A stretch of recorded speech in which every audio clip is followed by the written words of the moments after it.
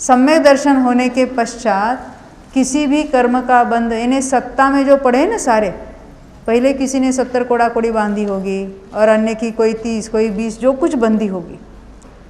जब प्रथमोपशम सम्यक तो होता है उस काल में वो सारी स्थितियाँ कट हो जाती है एक साथ, एक छोटे अंतर्मुहूर्त में सारी स्थितियाँ घटकर तो परमाणु कहाँ चले जाते हैं, नीचे के निषेकों में आ मिलते हैं और सबकी स्थिति कितनी हो जाती है, अंतः कोड़ा कोड़ी सागर।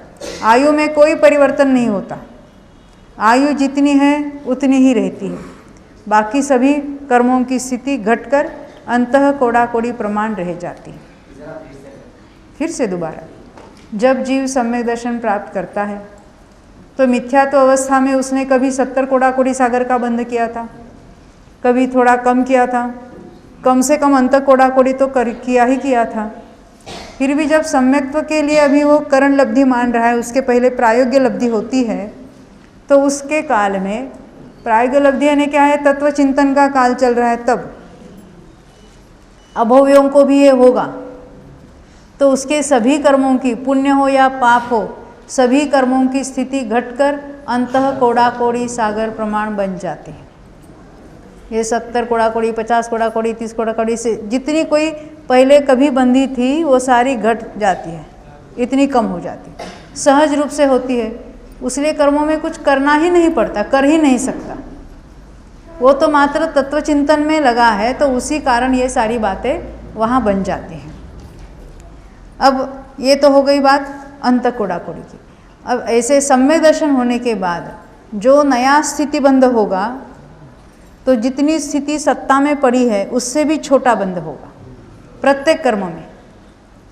मिथ्यात्व का तो बंध है ही नहीं, ना ही अनंतानुबंधी का है।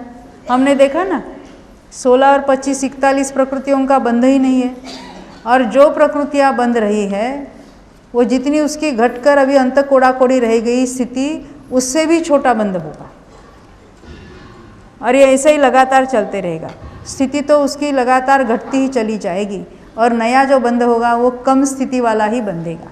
पुण्य में भी और पाप में भी, दोनों प्रकृतियों में स्थिति तो सबकी घटती है, पुण्य प्रकृतियों की भी स्थिति घटती है, पाप प्रकृतियों की भी स्थिति घटती है।